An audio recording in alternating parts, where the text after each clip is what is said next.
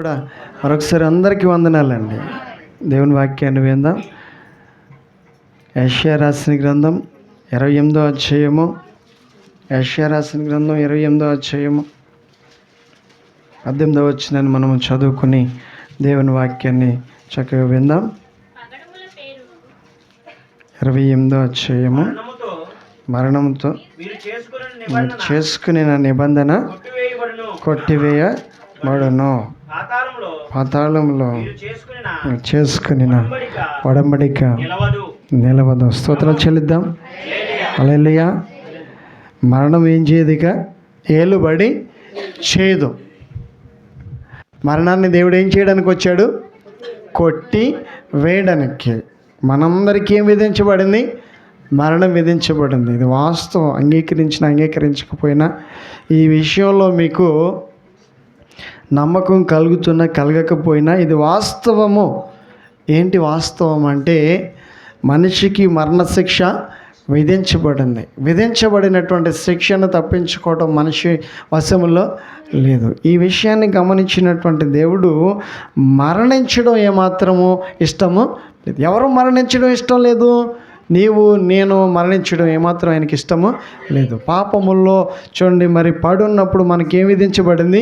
మరణ శిక్ష విధించబడింది. కనుక ఈరోజు పాపముల వల్ల మరణం శిక్ష విధించబడింది.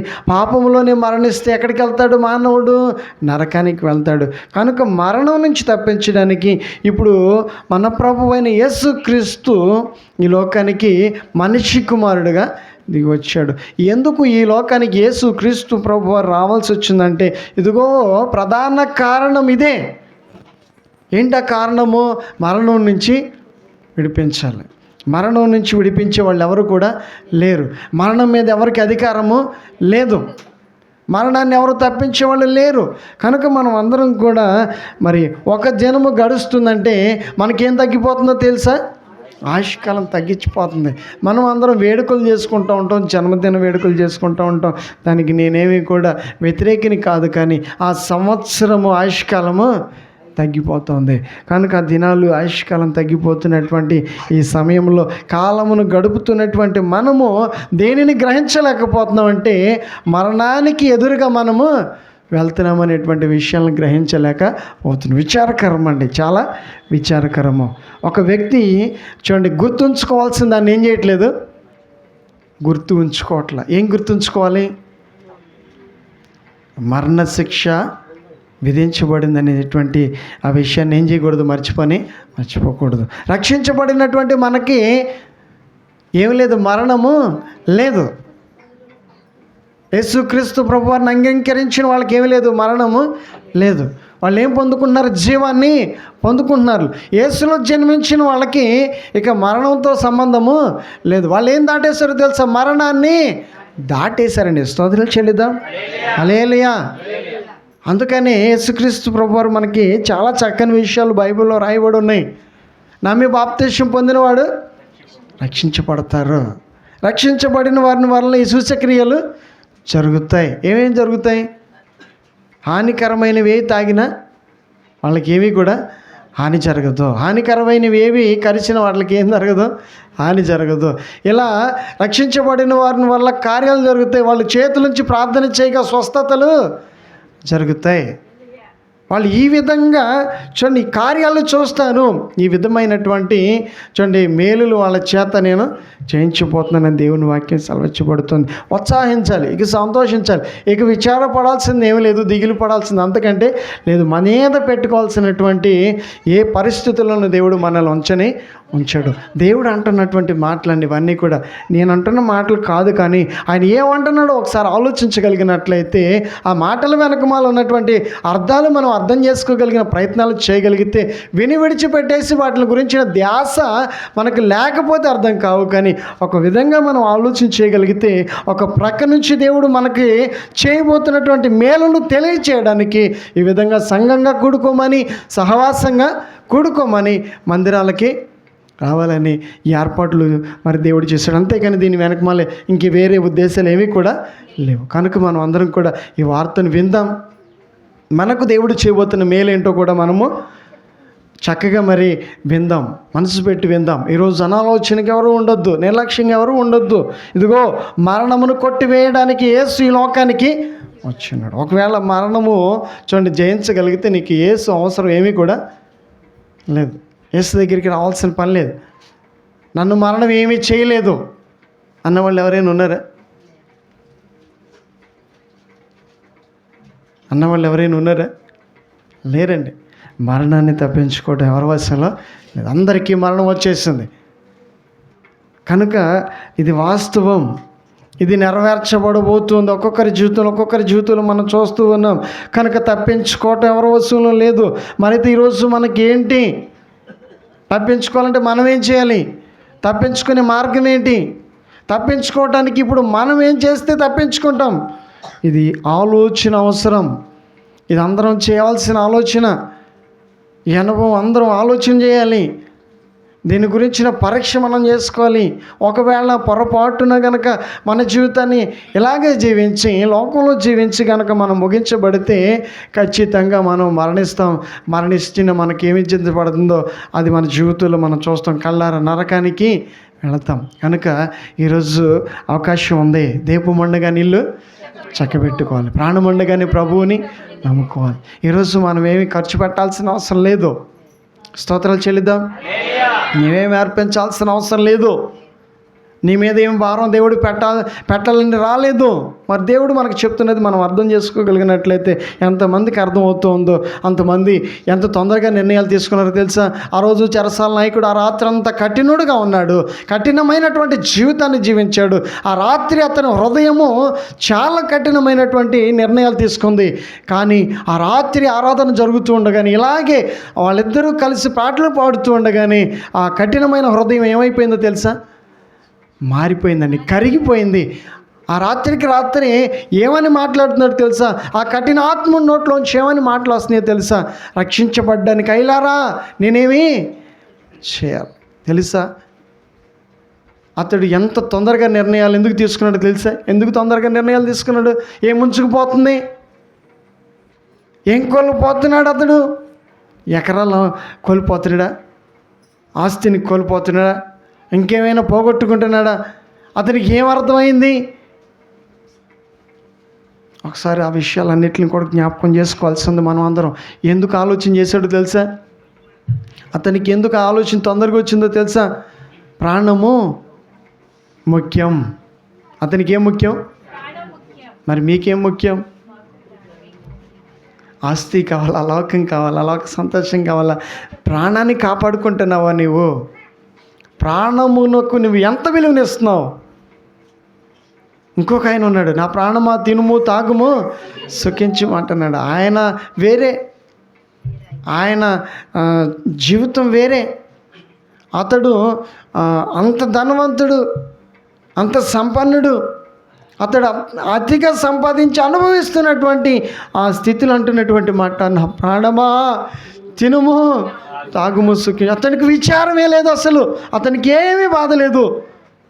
ఈ ప్రాణాన్ని గురించినటువంటి తీపేమీ లేదు. ఎంతవరకు కడుపు నింపుకోవడం తప్పనిచ్చి కాలమును ఎప్పుడునూ కూడా ఆలోచించేవాడు కాదు. కాలం గడిచిపోతుంది, ఆయుష్కాలం తగ్గిపోతుంది, మరణ దినాలు సమీపిస్తామని మరణాన్ని తప్పించే వాళ్ళు ఎవరు?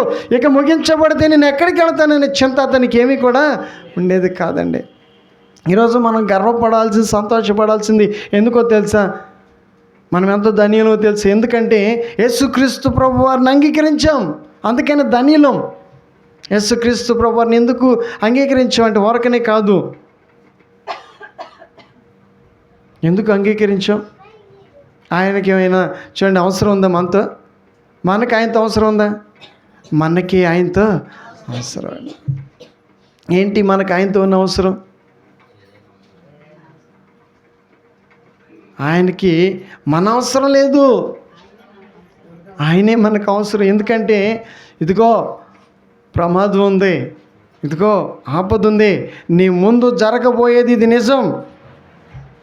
ఇది నువ్వు గ్రహించకపోయినా, ఇది నువ్వు ఆలోచించకపోయినా ఈ జరగబోయేదాన్ని మనకి మరి వివరించాలి, ఈ జరగబోయే దాన్ని తెలియచేయాలి, ఈ జరగబో కార్యాలన్నింటి గురించి వాళ్ళకి తెలియజేస్తే ఏకనైనా ఆలోచన నిర్ణయాలు ఏం చేస్తారు, వాళ్ళు మార్చుకుంటారు. అంతేకాని అంతకు మించి ఇంకా ఏమీ కూడా మన నుంచి ఆశించే దేవుడు కాదు. నీ వెండిని కానీ, నీ బంగారాన్ని కానీ, నీ ఆస్తిని కానీ, చూడండి, నీ విలువైనటువంటి సంపదని ఆయన ఏమీ కూడా అర్పించమని, చూడండి, మరి ఇంకా ఆయనకి ఇవ్వమని ఆయన ఏమి కోరుకునే దేవుడు కాదు. ఆయన ఏం కోరుకుంటున్నాడు తెలుసా? రక్షణ పొందుకోమని కోరుకుంటున్నాడు. ప్రజలందరికీ, ఎవరికి? ప్రజలందరికీ కలగబో మహా సంతోషకరమైన శుభవర్తమాన్ని నేను మీకు తెలియజేసింది. నేడు రక్షకుడు మీ కొరకే. ఏంటి రక్షకుని ప్రత్యేకత? ఏంటి రక్షకుని ప్రత్యేకమైన విశేషము? ప్రత్యేకత ఏంటో లేకుండా రక్షకుడు అంటే ఎలా? దేనికి రక్షకుడు?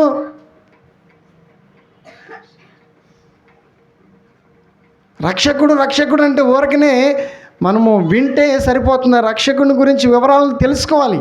తెలుసుకోగలిగినైతే ఇట్లా ఎలా రాయబడి ఉంది, అదిగో అప్పట్లో ఆ నాయకుడికి అర్థమవుతూ ఉంది. ఏంటి ఇంతగా వీళ్ళ మీద కఠినంగా నేను వ్యవహరించినా వీళ్ళు నన్ను ఏం చేయట్లేదు,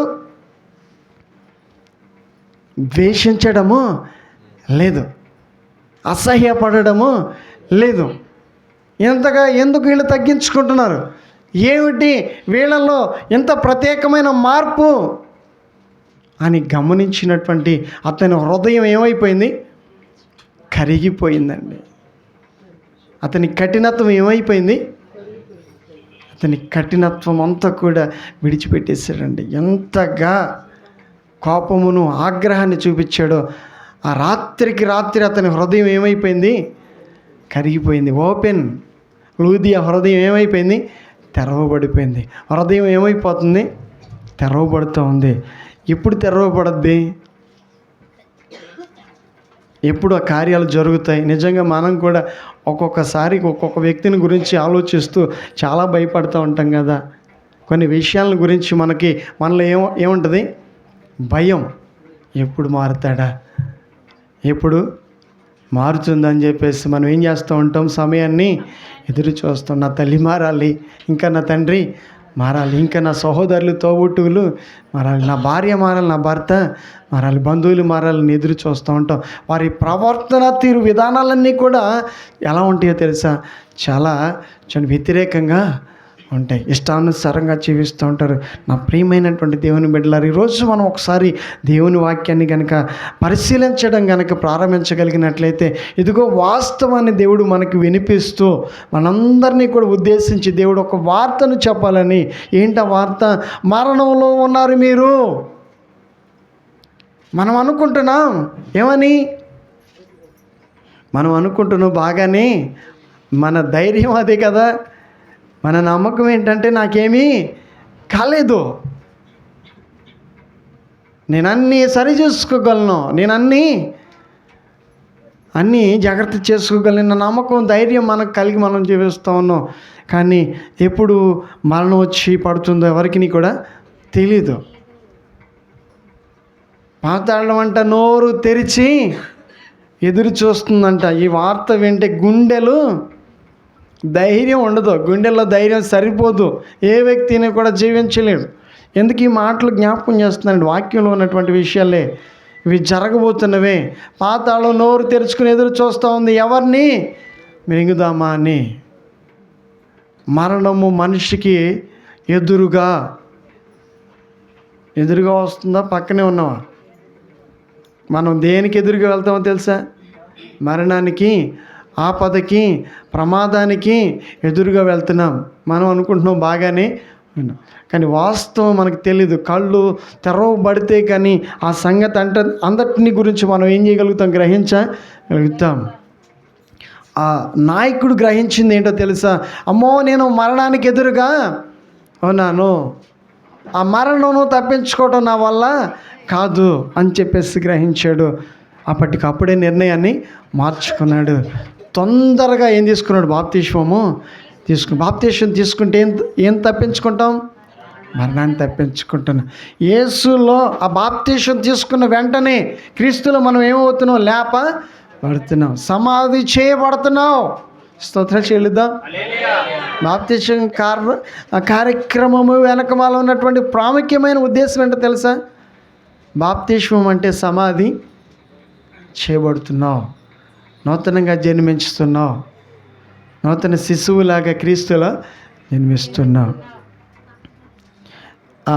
అది అర్థం చేసుకోవడానికి చాలామందికి అర్థం కాక మనము జన్మించడానికి ఏం చేస్తున్నాం, చాలా వాయిదాలు వేస్తూ ఉంటాం. దయచేసి ఇది గొప్ప భాగ్యము, ఇది మనం కొనుక్కుంటే వచ్చేది కాదు. ఇది మన సొత్తంతటిని కూడా ఖర్చు చేసిన కొనలేని రక్షణ. స్తోత్రాలు చెల్లిద్దాం. కనుక ఇంత గొప్ప రక్షణను మనం ఏం చేయకూడదు, నిర్లక్ష్యము చేయకూడదు. ఇదిగో ప్రతి ఒక్కరు ఏ స్థానంలో ఉన్నామంటే మరణ స్థానంలో ఉన్నాం. చూడండి, అది నేను చెప్తున్నానా, బైబిల్లో ఉందా? లూకాసు వార్త ఒకసారి చదువుతాం. 1వ అధ్యాయం, లూకాసు వార్త 1వ అధ్యాయం 79వ వచనం.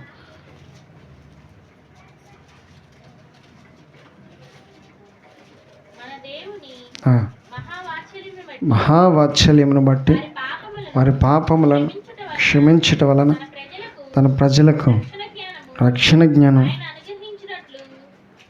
అనుగ్రహించినట్లు ఆయన మార్గములను సిద్ధపరచుటకై నీవు ప్రభువునకు ముందుగా నడుతువు. మన పాదములను సమాధాన మార్గంలోనికి నడిపించినట్లు చీకటిలోనూ మరణ ఛాయలోనూ కూర్చుండే వారికి వెలిగించుటకి ఆ మహావాత్సల్యమును బట్టి పైనుండి ఆయన మనకు అర్ణోయ దర్శనము అనుగ్రహించిన. స్తోత్రాలు చెల్లిద్దాం. ఎక్కడ కూర్చున్నారంట జనులు? ఆహా ఓహో అని అనుకుంటున్నటువంటి ఈ ఆర్భాటం కావచ్చు, ఈ మురుసుకోవటం కావచ్చు, ఈ సంబరపడటం కావచ్చు, సరదాలు జీవించడం కావచ్చు, ఎక్కడున్నావో నీ ఒకసారి వింటే ఆ స్థలం ఏదో నువ్వు తెలుసుకుంటే త్వరగా ఏం చేస్తావో జాగ్రత్త పడతావు. ఇదిగో వాక్యంలో ఇలా రాయబడింది, మరణ ఛాయలో. ఏ ఛాయలో?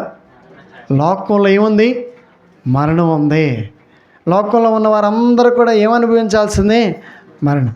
మరి ఇప్పుడు శరీరులుగా ఉంటే వారి మీద ఏమి ఏలుబడి చేస్తుందో తెలుసా? మరణం ఏలుబడి చేస్తుంది, ఏం తప్పించుకోలేం. మరి ఆత్మీయుల మీదకి ఏమి రాదో తెలుసా? మరణము రాదు. మరణము ఏలుబడి చేయలేదు, మరణానికి అధికారము లేదు. మరణాన్ని మనం శాసించవచ్చు, మరణాన్ని శాసించేటటువంటి అధికారాన్ని దేవుడు మనకి ఇచ్చాడు. దయచేసి శరీరులుగా ఉండటం కంటే ఇప్పుడు మనం ఏమవ్వాలి? ఆత్మీయులం. ఏమవ్వాలి? ఇప్పుడు బాప్తిసం పొందుకున్న తర్వాత శరీరంతో నీకు సంబంధం ఏమైపోయింది? సంబంధము తెగిపోయింది. తెర రెండుగా చీలిపోయిందని వాక్యంలో చదువుకుంటాం. తెర ఏమైంది? రెండుగా చీల్చబడింది. ఏ తెర? ఏ తెర చీల్చబడింది? ఏ సంబంధం తెగిపోయింది? మరణ సంబంధము తెగిపోయింది. మరణ సంబంధం తెగిపోయి, శరీర సంబంధం తెగిపోయి, ఇప్పుడు ఏ సంబంధం అవుతున్నాం మనము? ఆత్మ సంబంధం. యేసు ఎలా ఈ లోకానికి వచ్చాడంటే పరిశుద్ధాత్మ ద్వారా ఈ లోకానికి వచ్చాడు. ఇప్పుడు యేసులో జన్మించడం మనకి మేలా కీడా? మేలే. ఏం తప్పించుకుంటున్నాం అంటే మరణాన్ని తప్పించుకుంటున్నాం. ఏ భాగ్యాన్ని పొందుకుంటున్నాం? పరలోకం వెళ్ళే భాగ్యాన్ని పొందుకుంటున్నాం. ఒకసారి మరి పరలోకం వెళ్ళే భాగ్యాన్ని దేవుడు మనకి ఇచ్చేందుకు స్తోత్రాలు చెల్లిద్దాం. ఎక్కడికి వెళ్తున్నాం మనం? ఇది విచారపడేటటువంటి మాట కాదే, ఇది సంతోషాన్ని ఇచ్చే మాట, గొప్ప భాగ్యం. మన స్థాయిలో మనం చేయలేంది మన స్థానంలోనికి యేసయ్య వచ్చి చేశాడు. స్తోత్రాలు చెల్లిద్దాం. ఇక మనము చేయి దాటిపోయిన పరిస్థితుల్లో ఉన్నప్పుడు, ఏమీ చేసుకోలేనటువంటి పరిస్థితుల్లో మిగిలిపోయినప్పుడు యేసుక్రీస్తు ప్రభువారు ఏ స్థానంలోకి వచ్చారు? మన స్థానంలోనికి వచ్చారు, మన దగ్గరికి వచ్చారు. ఆయన మన దగ్గరికి వచ్చి మరణంలో కూర్చున్న మనందరికీ కూడా ఏమివ్వాలని? జీవాన్ని ఇవ్వాలి. జీవాన్ని ఇవ్వడానికి యేసయ్య ఈ లోకానికి వచ్చాడు. అదే వార్తను తెలుసుకోవడానికి చాలామందికి ఈరోజు ఏం కావట్లా? అర్థం కావట్లా. దాన్ని ఎలా చేసుకుంటున్నారో, దాన్ని ఎలా అర్థం చేసుకుంటున్నారో, ఎంత గందరగోళం జరుగుతుందో కూడా మనకు బాగా తెలుసు. మనం చూస్తూ ఉంటాం. యేసును తెలుసుకోవాల్సిన జనులు ఏం తెలుసుకుంటున్నారు? ఏం తెలుసుకుంటే మేలు? యేసుని తెలుసుకుంటే మేలు. యేసుని గురించిన వార్త వింటే నీకు మేలు. ఇంకా ఎన్నెన్నో చేయడానికి, ఎంతో ఖర్చు పెట్టడానికి అయితే ఇష్టపడుతున్నారు, కానీ యేసుని తెలుసుకోవడానికి మాత్రం జనులు ఇష్టపడటము. ఖర్చు పెడదామా, హడావుడి చేద్దామా, ఇంకా అది చేద్దామా ఇది చేద్దాం. నేను వాటన్నిటిని ఎదిరించట్లేదు, వాటన్నిటి విషయంలో నేను వ్యతిరేకని కాదు, కానీ సంతోషపడాల్సింది ఎప్పుడంటే తెలుసా? రక్షించబడినప్పుడు. స్తోత్రాలు చెల్లిద్దాం.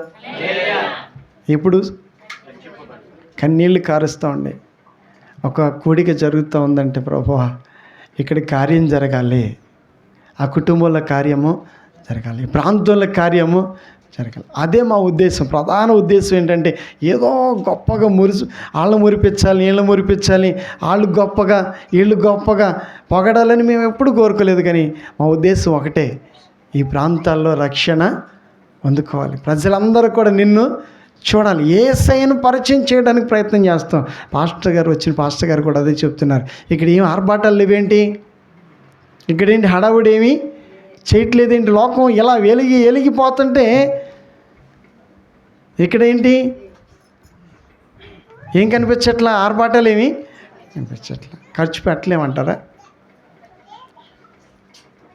ఖర్చు పెట్టడానికంటే ఇంకా మనము చూడండి, మరి దేవుని దగ్గర కూర్చొని ప్రార్థన చేస్తే ఇంకా గొప్ప కార్యాలు మనము చూస్తాం. స్టార్ వెలిగితే ఎప్పుడు వెలుగుద్ది? కరెంట్ ఉన్నప్పుడు వెలుగుద్ది. ఆ రాత్రిపూట మనకు ఉపయోగపడుద్ది. మరి ఒక వ్యక్తి రక్షించబడితే ఎప్పుడు వెలుగుతాడు? అతని జీవితం ఎలా ఉంటుంది, ఎంత అతడు సంతోషిస్తాడు? మనకేది ముఖ్యం?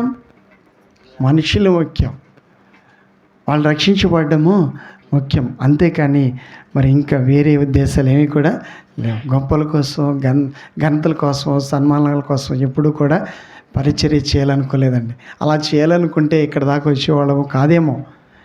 స్వార్థంగా ముందుకు వెళుతూ చూడండి, దేవుణ్ణి పరిచయము చేయాలి, యేసయ్యని లోకానికి పరిచయం చేయటమే మా పని. స్తోత్రాలు చెల్లిద్దాం.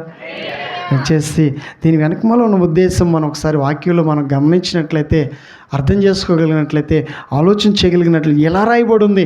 జనులు మరణంలో ఉన్నారు. ఎక్కడున్నారంట? జనులు మరణంలో ఉన్నారు. మరణంలో ఉన్న వారికి ఇప్పుడు ఏం అవసరం? రక్షణ అవసరం. రక్షణ మనుషులు ఇస్తారా? మనుషుల ద్వారా రక్షణ వస్తుందా? ఈ భూమి మీద ఏ నామంలో కూడా ఏం లేదు, రక్షణ లేదు. ఏ నామంలో ఉంది? యేసు నామంలోనే. స్తోత్రాలు చెల్లిద్దాం. యేసు నామంలోనే రక్షించబడుద్దాం. కనుక యేసు నామంలో రక్షించబడాలంటే యేసుని గురించి చెప్పాలి, యేసుని పరిచయము చేయాలి, యేసుని గురించిన వార్తను చెప్పేవాళ్ళు కావాలి. దయచేసి మరి ఈ మాటలన్నీ కూడా వింటూ ఉండగా, ఇదిగో ఇది అవసరం, ఇదందరికీ కూడా మరి అవసరమైంది, వినవలసింది. మనం వేడుకలు చేసుకుంటున్నాం, క్రిస్మస్ వేడుకలు చేసుకోవద్దని నేను అంటున్నానా? చేసుకోండి, కానీ ఎలా చేయాలి? ఎలా చేసుకుంటే రక్షించబడతాం? కొత్త బట్టలు కొనుక్కుంటే రక్షణ వస్తుందా? ఇంకేమైనా ఖర్చు పెడితే రక్షణ వస్తుందా? ఇంకేదో కార్యక్రమాలు చేస్తే రక్షణ వస్తుందా? మరి ఎప్పుడు రక్షణ వస్తుంది? యేసును కలుసుకుంటే రక్షించబడతావు. యేసును నమ్మితే నీకు రక్షణ వస్తుంది. యేసును నమ్మినందుకు యేసయ్య నీ మీద ఏం చూపిస్తాడు? కృప చూపిస్తాడు. మనం కృప ద్వారానే రక్షించబడతాం, నీతిని బట్టి కాదు, భక్తిని బట్టి, అంతకంటే కాదు. ఎప్పటికిప్పుడు మనలో వచ్చేసినటువంటి ఆ మార్పును బట్టి మనకి రక్షణ రావట్లా. వాక్యం ఎలా సెలవించబడుతుంది? ఆయన నమ్మాం కాబట్టి, ఆయన్ని మరి మనము ఆరాధిస్తున్నాం కాబట్టి, ఆయన కృప చూపించి మనల్ని ఏం చేస్తున్నాడు? కృప ద్వారా నీతిమంతుల్ని చేస్తున్నాడండి. స్తోత్రాలు చెల్లిద్దాం. ఎంత గొప్ప భాగ్యం కదా ఇది! భాగ్యమా కాదా? ఎంత గొప్ప భాగ్యాన్ని మనం ఏం చేయాలి? పొందుకోవాలి. నిర్లక్ష్యం చేయాలా? పొందుకోవాలండి. మనం అందరం నిర్లక్ష్యం చేయకూడదు. ఇంకా సమయాన్ని వృధా చేయటం ఏమాత్రం మంచిది కాదు. చక్కగా మనకున్న సమయాన్ని బట్టి, మనకిచ్చిన ఆయుష్కాలాన్ని బట్టి మనము చూడండి, ఇంకా ఆరోగ్యంగా ఉన్నప్పుడే, గడపగలుగుతున్నప్పుడే, జీవించగలుగుతున్నప్పుడే, ఈ వార్తను వింటూ ఉండగానే మనం చేయగలిగితే మనం జాగ్రత్త పడగలిగినట్లయితే రక్షించబడితే ఎక్కడికి వెళ్తాం? పరలోక రాజ్యము చేర్చబడతాం. దయచేసి చక్కగా మరి ఈ మాటలు వింటూ ఉండగా మనం ఏ స్థానంలో ఉన్నామో వాక్యం సెలవించబడుతుంది. మరణ అపాయకరమైన పరిస్థితుల్లో మనము ఉన్నాం. ఎక్కడున్నాం?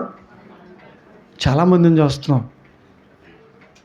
చాలా భారం మోస్తూ ఉదయం లేచింది సాయంత్రం వరకు కష్టపడుతున్న వాళ్ళని చాలామందిని చూస్తాం. అలా వెళ్ళి తిరిగి రారండి.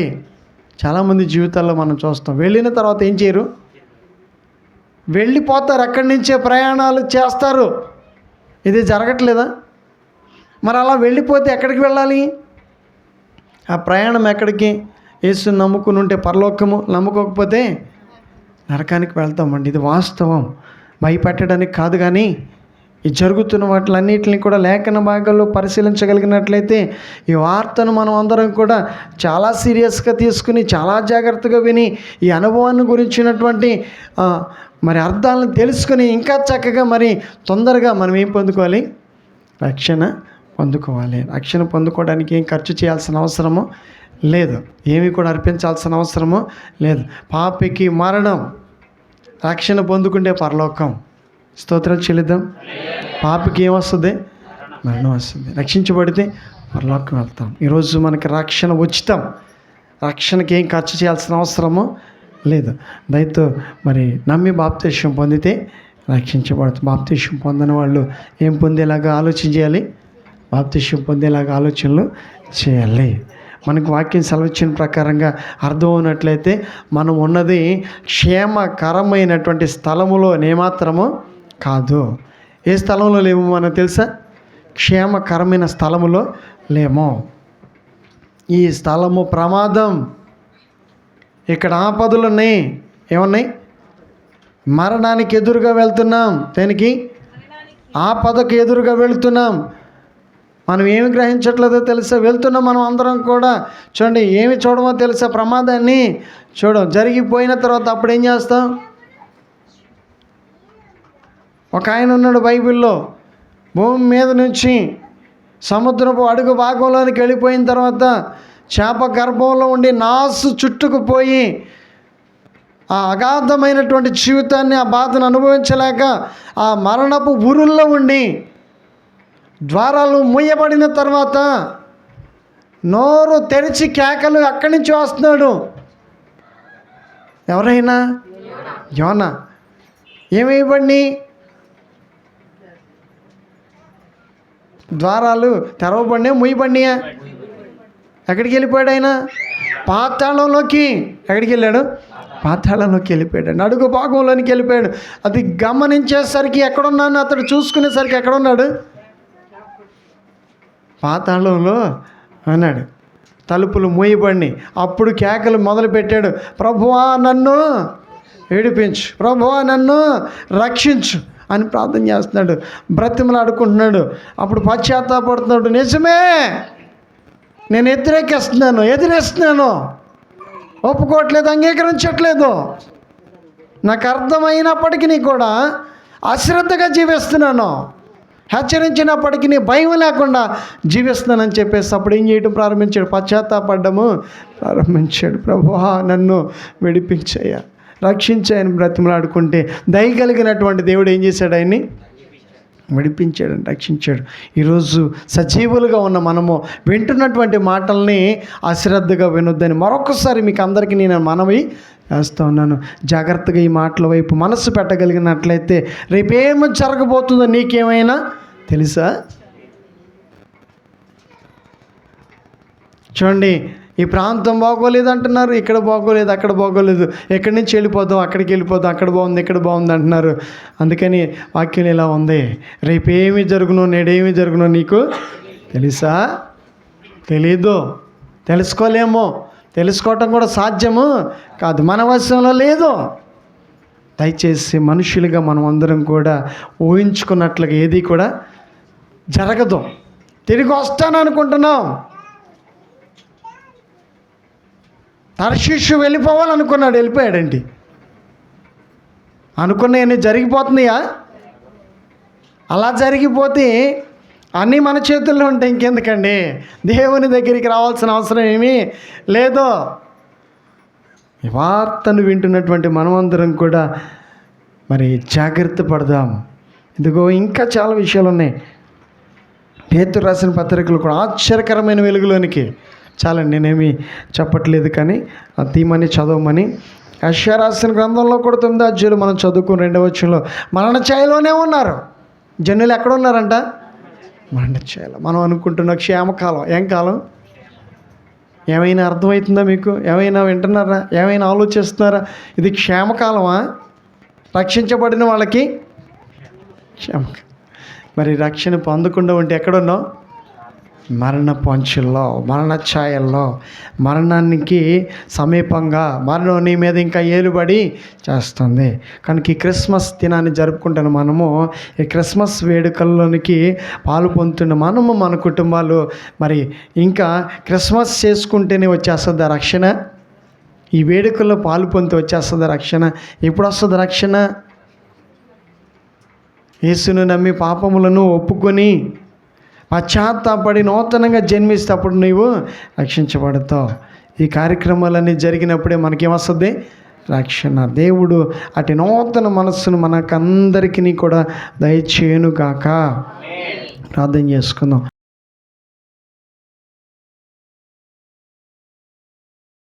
యేసయ్య మీకు వందనాలు.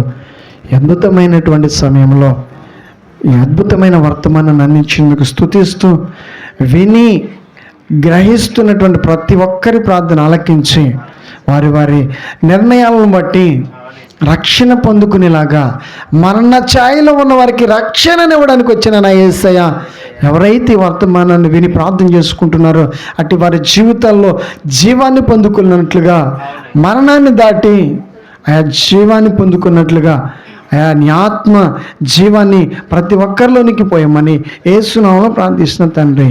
ఆమేన్.